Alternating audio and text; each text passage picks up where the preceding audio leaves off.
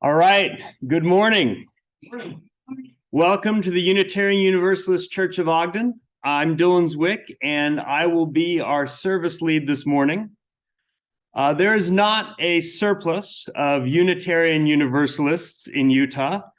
I prefer to not use the word tiny or sparse. I prefer terms like elite and exceptional. But however we want to frame it, we're not the norm, and we should take all the support and connections we can find. And along these lines, we're focused on building connections with our fellow Unitarian Universalists of Utah, the UUUs, I suppose. We join the First Unitarian Church of Salt Lake City remotely once per month, and we're developing a particularly close relationship with our fellow Northern Utah congregation, the Cache Valley Unitarian Universalists.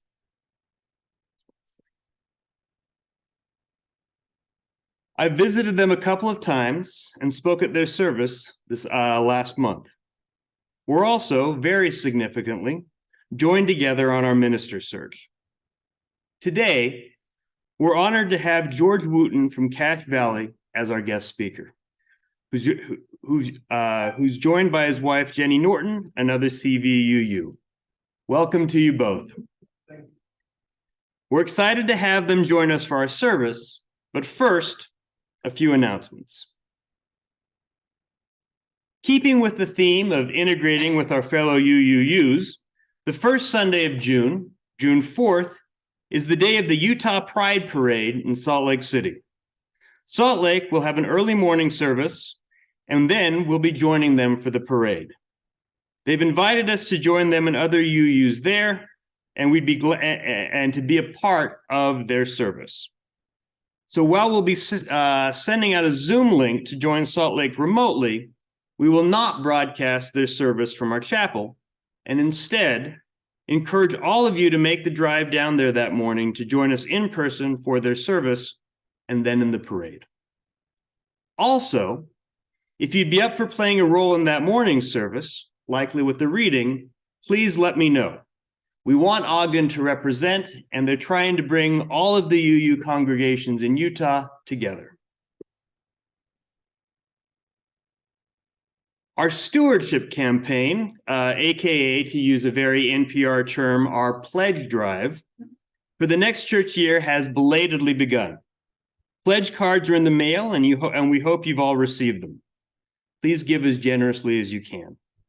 Your support is absolutely essential to the maintenance and future of our church. We'll be providing weekly updates on the progress of the campaign, and we hope to have it complete by our annual meeting. Speaking of our annual meeting, it will be taking place after our in-person service on Sunday, June 11th at 11 a.m. We'll be reviewing and hopefully approving budgets and plans for the next church year, along with electing our new church leadership. We'll also be discussing some proposed changes from the UUA and how we want our delegates to represent our votes at General Assembly. We hope you can all join us. Our former board chair and the creator of many of our worship service props, like these, and accessories, Catherine Zublin, is retiring from Weber State University and has a retrospective show on her costume work currently on display at the Elizabeth D. Shaw Gallery at Weber State University. The show goes until this Friday, May 19th. I've been and I've loved it. I hope you can see it while you can. Our next in-person service will be on Sunday, May 28th at 10 a.m. Our topic will be our fifth principle, the right of conscience and the use of the democratic process within our congregations and in society at large. Remember, after the service today, we'll be going out to lunch with George, so please let us know if you'd like to join us.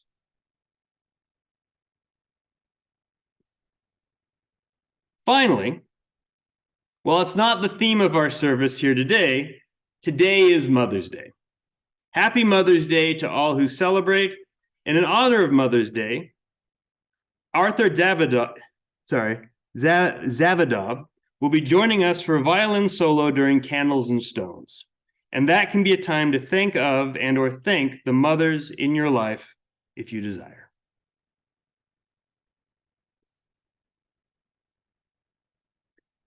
The UU Church is an open, tolerant place where diversity of thought is encouraged and appreciated.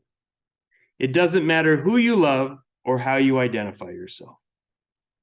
We think for ourselves, want space where we can ponder spiritual questions on our own terms. We ask questions, value the exchange of ideas, and want to hear from others. There are a range of beliefs among those here.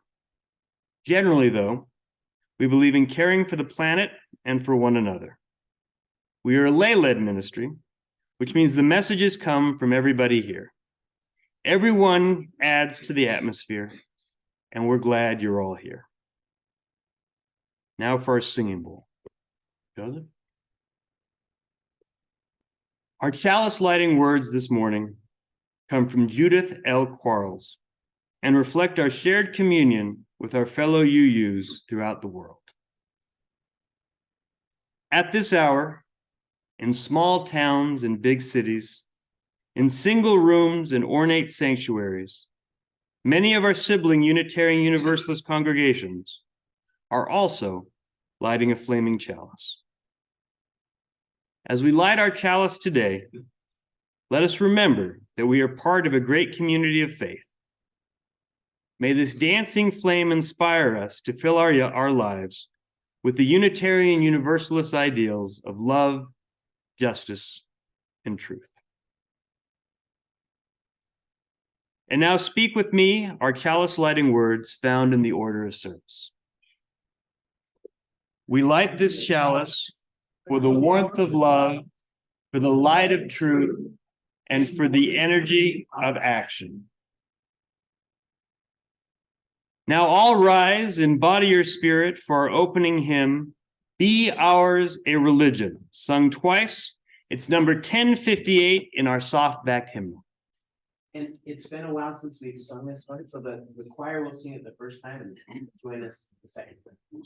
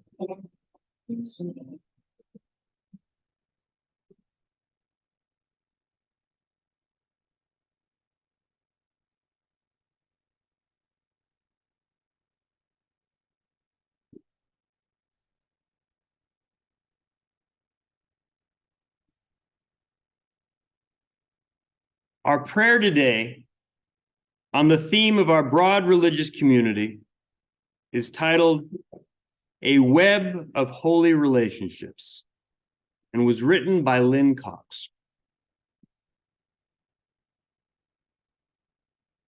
Spirit of life, who draws us together in a web of holy relationships, make your presence known with us and in us and among us. Remind us that we are not alone in history. Ignite us with the courage of the living tradition. Remind us that we are not alone in entering the future.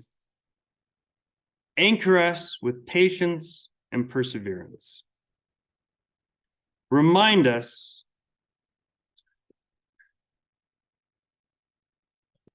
that we are not alone in our times of grief and pain. Comfort us with your Spirit. Manifest in human hands and voices. Remind us that we are not alone in joy and wonder. Inspire us to honor and extend the beauty we find in this world. Divine music of the universe, let our hearts beat in diverse and harmonious rhythms, cooperating with an everlasting dance of love. May we move with the rhythms of peace. May we move with the rhythms of compassion. May we move with the rhythms of justice. Source of stars and planets and water and land, open our hearts to all of our neighbors. Open our souls to a renewal of faith. Open our hands to join together in the work ahead. So be it. Blessed be. Amen.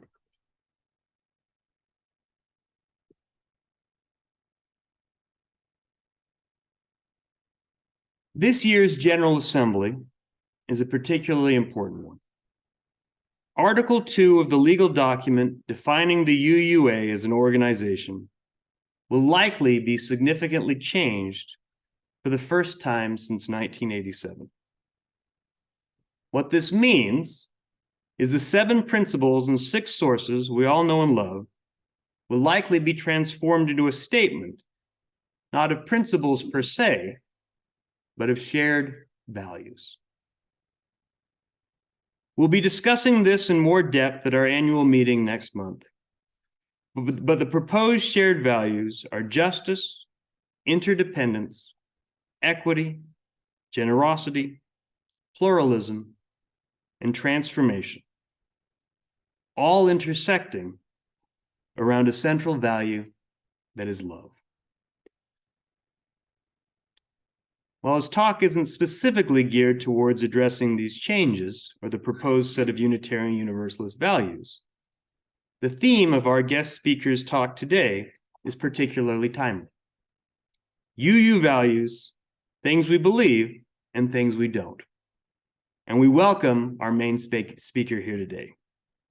George, thank you so much for joining us, and we invite you to please come up and share our podium. And George's talk does not have slides, so I'm going to shut the... You can leave that up if you'd like. Feel free to leave that up. I'll be making some references to that. Okay, all right, excellent. Okay. George. Thanks. And thank you so much for allowing me to come and to share your pulpit this morning.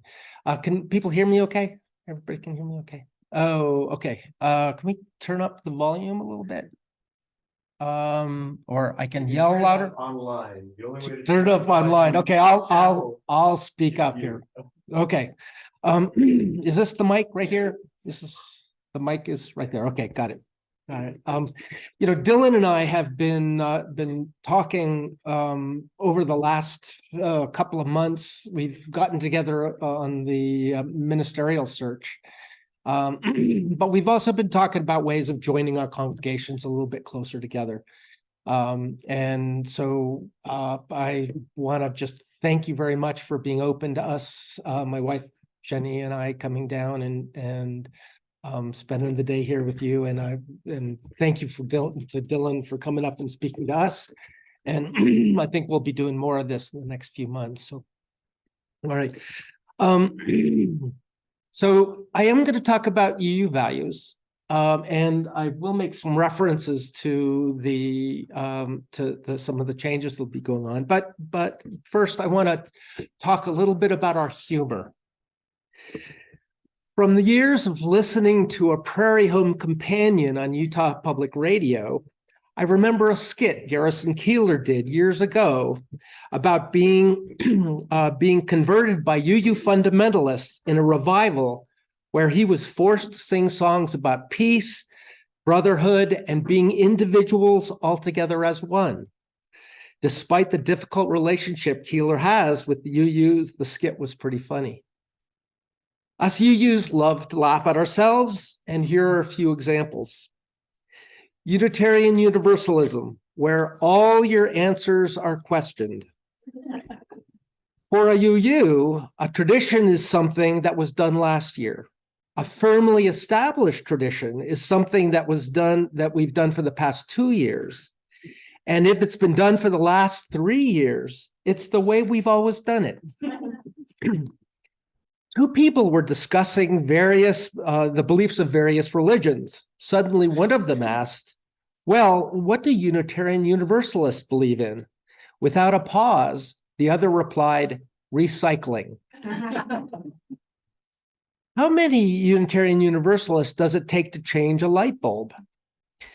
We choose not to make a statement either in favor or against the need for a light bulb. However, if in your journey you have found that light bulbs work for you, we believe that you have found your light. You are invited to write a poem or compose a modern dance about your personal relationship with your light bulb. Present it next month at our annual Light Bulb Sunday service, in which we will explore a number of light bulb traditions, including incandescent, fluorescent, compact fluorescent, LED, three-way, long life, and tinted, all of which are equally valid paths to luminescence. At Show and Tell Day at school, the children were requested to bring an item that illustrates their religious beliefs. One child stands up and says, "This is the Star of David, and I am a Jew." Another child stands up and says, "This is a crucifix, and I am a Catholic." A third child stands up and says, "This is a coffee pot, and I am a Unitarian Universalist." Why can't UUs sing very well in choirs? Because they're always reading ahead to see if they agree with the next verse. Have you heard of the latest UU miracle? Someone saw the face of Ralph Waldo Emerson on a tortilla. A Unitarian Universalist died, and to his surprise discovered that there was indeed an afterlife. The angel in charge told him, because you are an unbeliever and a doubter and a skeptic, you will be sent to hell for all eternity, which in your case consists of a place where no one will disagree with you ever again. Why did the UU cross the road? To support the chicken in a search for its own path to truth. And how do you know you've been terrorized by a Unitarian Universalist? You find there's a burning question mark on your front lawn. UUs are basically good people who, for the most part, live by the 10 suggestions. And to any of you who are new to this church today, I feel it's important to let you know what Unitarian Universalists are like and what we expect. We are friendly. If you are not friendly, out you go. We are genuine people. Even our phonies are genuine phonies. We are always sincere, even if we have to fake it. We believe in intolerance and cannot stand intolerant people. We are optimists. Anyone who doesn't look on the bright side makes us depressed. We are more non-competitive than other groups. The organization is run democratically because the president insists on it. We are prompt about being late to meetings. Freedom of belief is rigidly enforced. And on behalf of this joyful congregation, we welcome you. These are a few of the many Unitarian Universalist jokes, stories that we tell each other as a way of laughing at ourselves, which is quite healthy. But what does this humor say about us? We live by the 10 suggestions. We will argue about anything. All of our answers will be questioned. We are militant about being non-militant and supporting the spiritual path of chickens. We don't agree on much except recycling. Our traditions are flexible. We are intolerant of intolerance. But from this humor, it sounds like beliefs of the UUs are flaky. We firmly believe that nothing is firm. It has the potential, though, of sending the message that we don't take ourselves seriously. Over the years of membership in this church, I have come to understand that there is a serious responsibility we take on as members of this faith that are structured and consistent. Not everyone will likely feel welcome here. A recently retired UU minister from Wisconsin, Dr. Tony Larson, identified 4 criterion for who should not seek membership in this faith. The first criteria is not knowing how to sin. You should not be a UU if you don't know how to sin. We need to understand that we are all capable of doing bad things. If you are holier than thou, you may be difficult to live with. To be able to recognize our potential for evil has great power for mobilizing compassion. Sometimes those with knowledge of sin are more tolerant of the human condition. They react with compassion rather than self-righteousness, and understanding instead of judgment. We are certainly not supportive of evil acts, but we are asking you to recognize the potential in yourself. It helps in understanding others' shortcomings. The second criterion has to do with intolerance of intolerance. You should not be a Unitarian Universalist if you believe in white supremacy, support the Nazis or the KKK, or any other group that believes in oppressing people. We may be open in this church, but we're not that open. And when you say our church has freedom of belief, we mean that in a limited way. You have broad freedom here, but only as long as it helps you live a more caring and humane life. That's a real limitation on freedom of belief. So when someone says, what do Unitarian Universalists believe? And you hear the answer, oh, we believe whatever we want, that's not true. We believe in our 7 principles, but there are lots of things we do not believe in. We don't believe in limiting people because of ethnicity, color, or sexual orientation. We don't believe in restricting people on the basis of gender. We don't believe in excluding people because of a disability. We don't believe in denying rights to those whose personal preference or lifestyle is not considered mainstream. So as long as that lifestyle doesn't directly infringe on other people's rights, freedoms, and safety. We don't believe in acts that damage the environment. We don't believe that injustice and poverty are just unfortunate accidents. To the contrary, we believe that we have a responsibility to do something about these unfair situations. So if you don't, you may find messages from our pulpit and church members a little uncomfortable. There are some definite limitations on freedom of belief in this church. If the Unitarian Universalists have a creed, it's an ethical creed, with doctrines only vaguely implied, if at all. Our principles of the Unitarian Universalist Association have words like justice, equity, and compassion in human relations, acceptance of one another and encouragement of spiritual growth, affirming and promoting the inherent worth and dignity of every person, and respect for the interdependent web of all existence. We don't usually use phrases like hell, or I am not so worthy to gather up the crumbs under thy table, or jihad, or the Trinity, although many of our members may find meaning in them. We don't judge you for believing in these words, as long as whatever you believe helps you live a more humane life. If believing in God helps you be a better person, then fine, we encourage your belief. If being an atheist helps you to take more responsibility for creating a better world, then we encourage your atheism.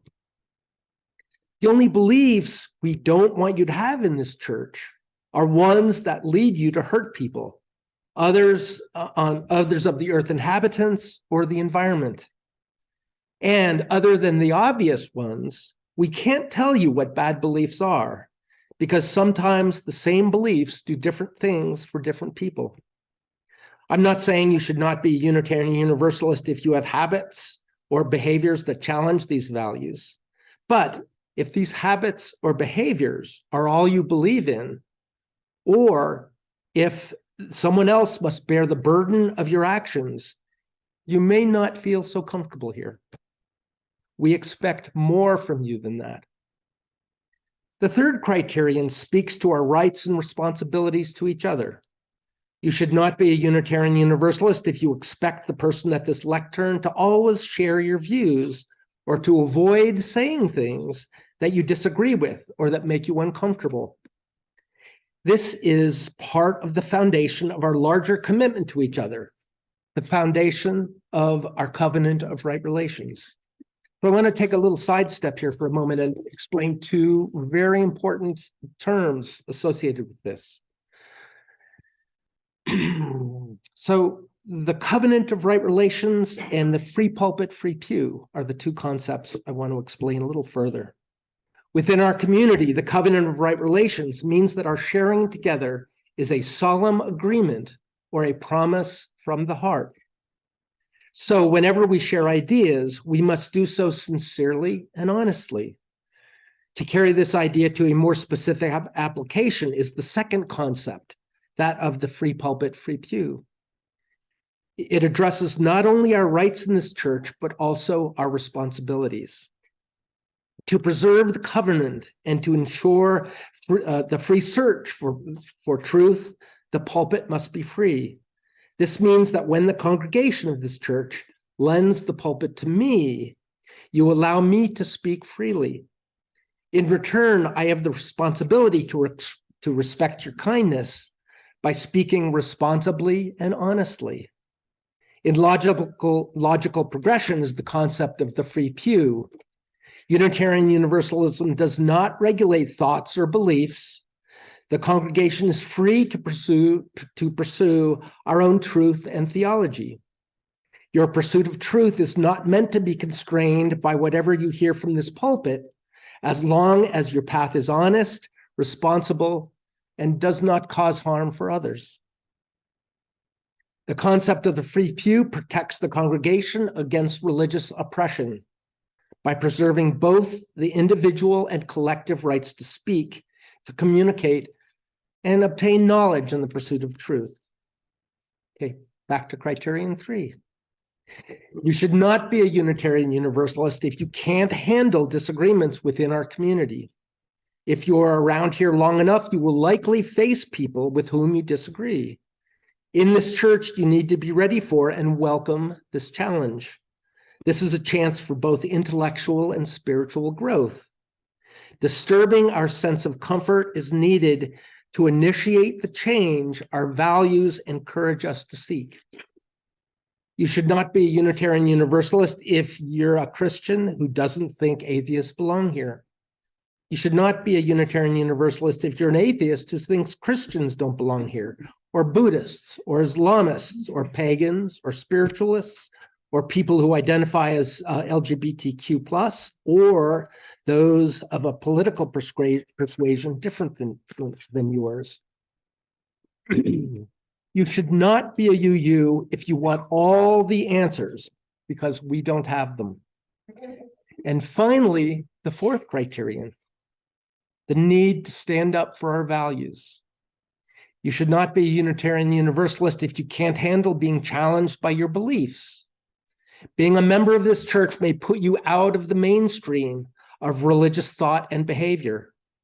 If you stand up for what this church professes to be about, you will likely be subjected to ridicule. If you stand up for what this church professes to be about, okay, I'm sorry. When you tell people you are Unitarian Universalists, some of them will seize on the more sensational aspects of this church. Oh, you're that atheist church, or you're the people who worship flowers, or the gay church, or the flaky, liberal, non-Christian church. Being labeled is a price you pay and a risk you take in belonging to this church. There's bravery in the decision to stay. There's courage in not running out when you're under fire. And if it's any consolation, Unitarians and Universalists have a long history of being labeled and vilified. and responding with courage when standing up for our principles. In our history, UUs have fought many injustices, including the respectable 19th century US institution called slavery, the persecution of Jews and other minorities, especially during World War II, the battles for both civil and voting rights, women's struggle for civil liberties and the right to vote, and the inhumanity of war. The ultimate goal is humane living. Each of us decides for ourselves what constitutes humane living. But for me, it is the engagement on a personal level, the act of being an active and visible voice for our values, and the knowledge that I have contributed both personally and financially to the future of this faith that make the experience so meaningful. And finally, if you come here only because we are the church that does not make you pray to Jesus, you're missing the best that we have to offer. If you can't find the connection between what happens inside this building and how you live your life, this may ultimately be a disappointing experience. But in this church, it is your choice. Of course, this perspective does not highlight some of what I believe are the most important reasons I belong here. This faith is so full of kindness, love, respect, and hope. There is a movement within the UUA to change from our being guided by our 7 principles to a set of values. The Article 2 Study Commission states that our current principles express a shared ethic and imply a certain theology, one that values the individual, growth, the natural world, and diversity. But it does not name these values explicitly, nor does it name many other values important to UUs collectively. The proposed changes identify 6 values, and I won't refer to the no problem. The proposed changes identify 6 values: interdependence, equity, transformation, pluralism, generosity, and justice, but sees love as the unifying principle of all these values. Although I believe in the criterion I have presented here today, I welcome the recognition that love is the central value of this faith. Love is our faith's guiding light. This is Mother's Day. And I don't know how much you guys have talked about the origins of Mother's Day in the United States, but it's got a very UU origin to it. The initial movement to create Mother's Day came out of a post-American Civil War energy on the part of a couple of women, not the least of which was Julia Ward Howe, who famously created or wrote the Battle Hymn of the Republic. If you remember that, we're the cannons, flying and it made it sound very militaristic. But she started this idea of creating a Mother's Day because she wanted mothers to never have to send their children away to war ever again. And that was the beginning of this movement. And there were a couple of other people involved, really important people involved, but it's a very UU kind of thing, isn't it? Anyway, thank you all very much. I appreciate you allowing me the use of your lectern today.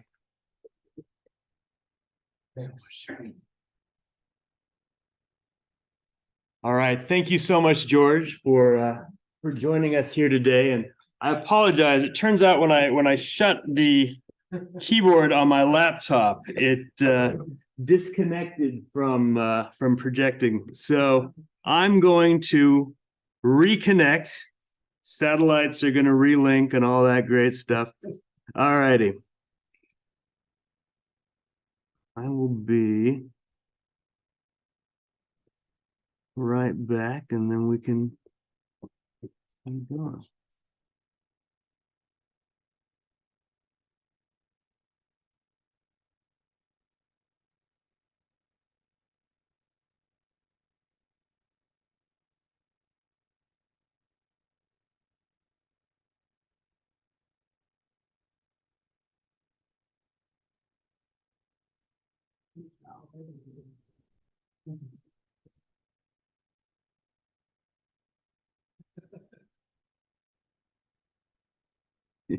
Do, do, do, do.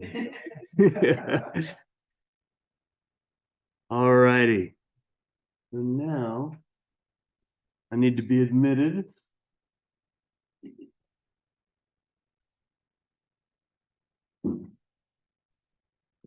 And then, sorry. Recording in progress.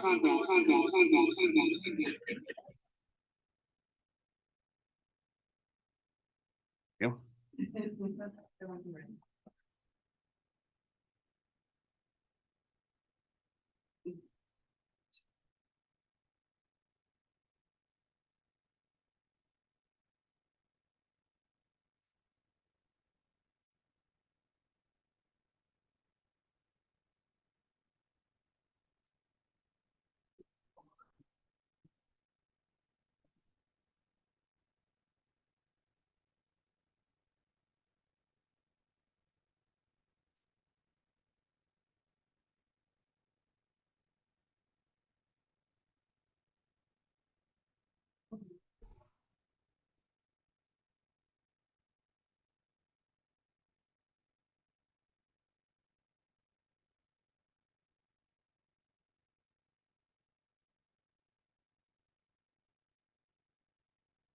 All righty. And then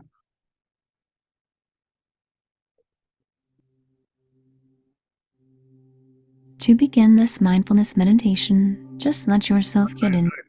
stop. All right. I think we're there.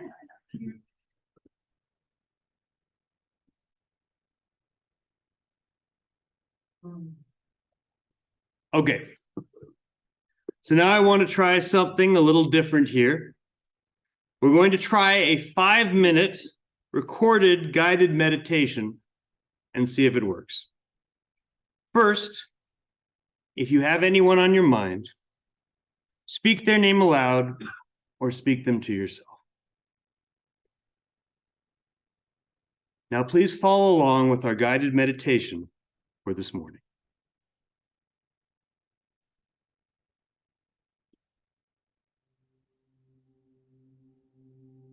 To begin this mindfulness meditation, just let yourself get into a comfortable position, whatever that looks like for you.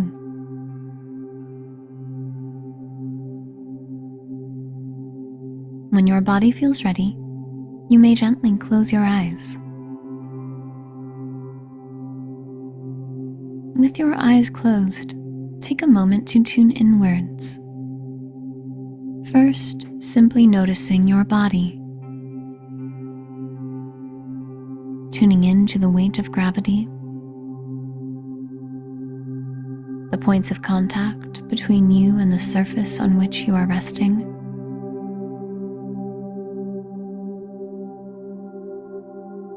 What else do you notice?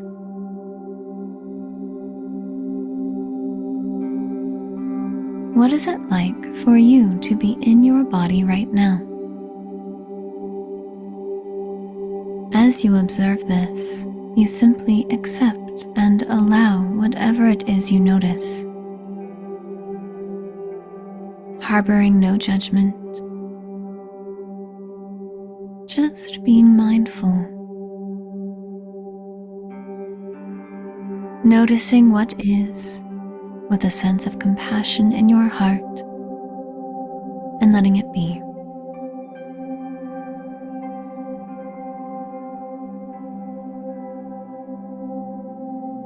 Continue to do this now with your breath as well as your body. If you haven't already, begin to tune into the sensations of breathing.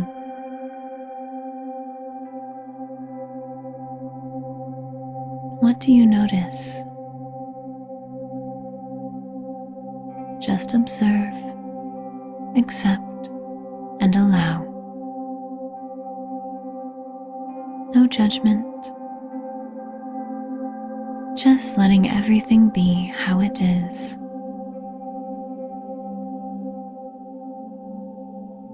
As you stay mindful of your breath and your body, with a sense of compassion in your heart.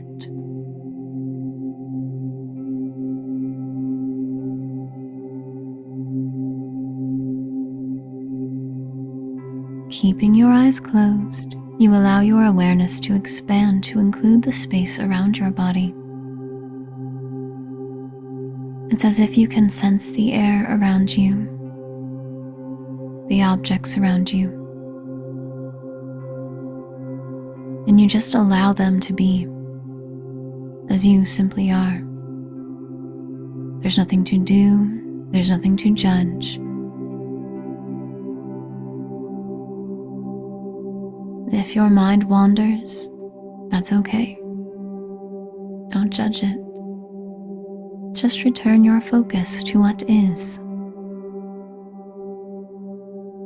Being connected to your breath, your body, and your sense of presence in the world around you.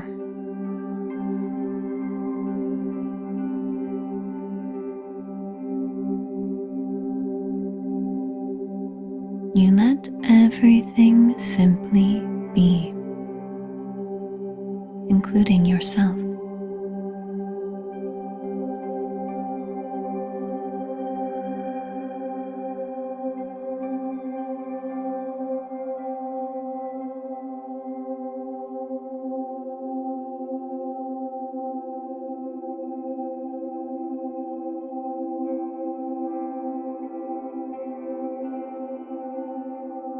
You now begin to let your attention travel back,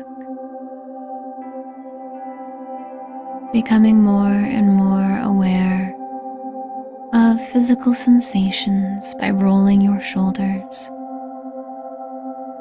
wiggling your fingers and toes, still being mindful of what is, and taking this present moment awareness with you as you slowly begin to open your eyes back to the world around you.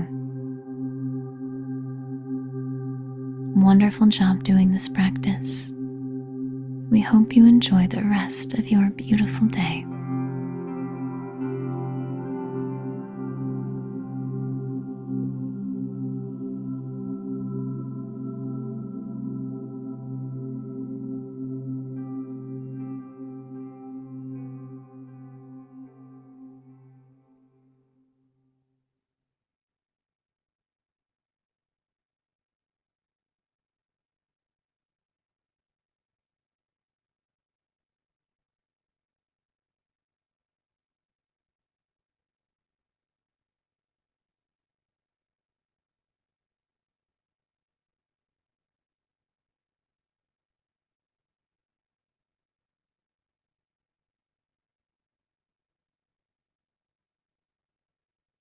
Today is Mother's Day.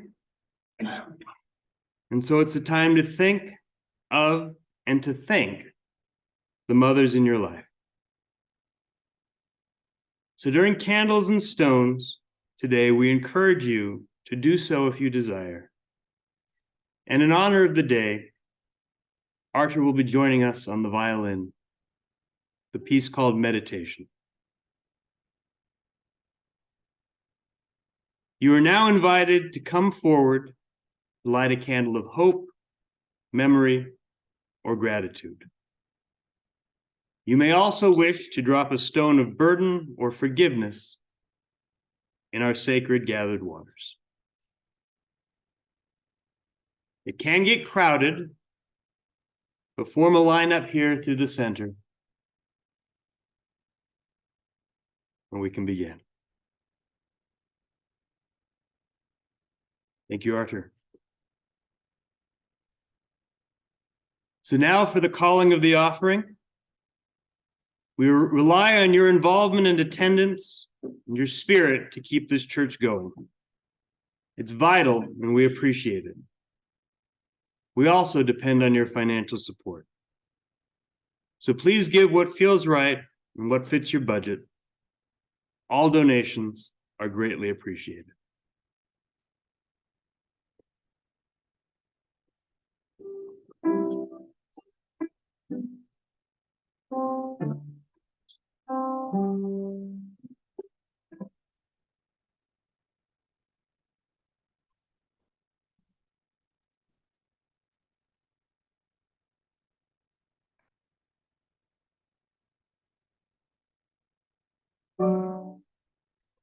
Now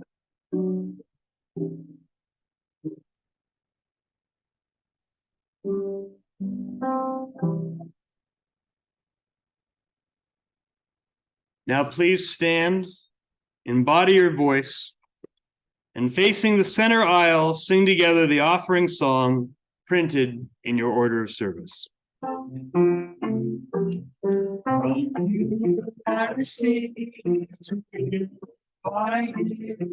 Together we share. I receive.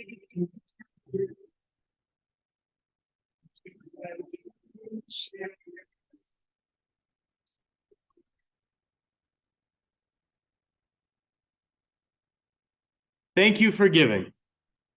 This money helps this church and helps us in our efforts to improve the world in big ways and in small. And now, please rise or remain standing, embody your spirit for our closing hymn, Love Will Guide Us, which is number 131 in your hardback hymnal.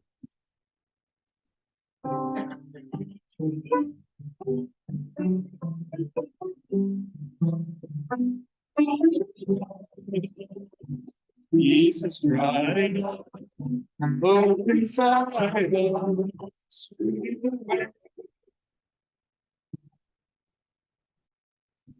we together.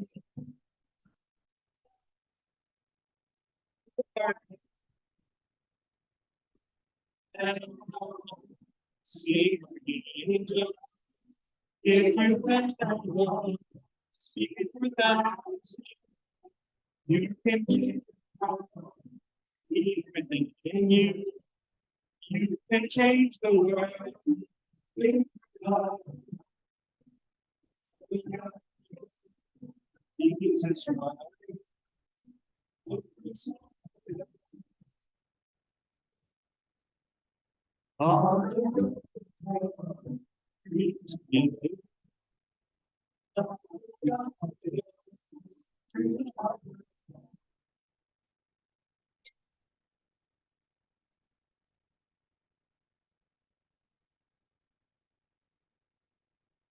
Our closing words today are from Rebecca Savage. Spirit of life, Spirit of love, we have gathered under the banner of our shared faith. We are born of a welcoming grace that extends and receives love. We are touched by the ways we have fallen short and who we strive to be, or of who we strive to be. And we are here reborn, forged by a greater courage. Let us move from this place, encouraged and refreshed for the journey ahead. Now let's extinguish the chalice with the words in your order of service. We extinguish this chalice, but not the warmth of love, the light of truth, nor the energy of action.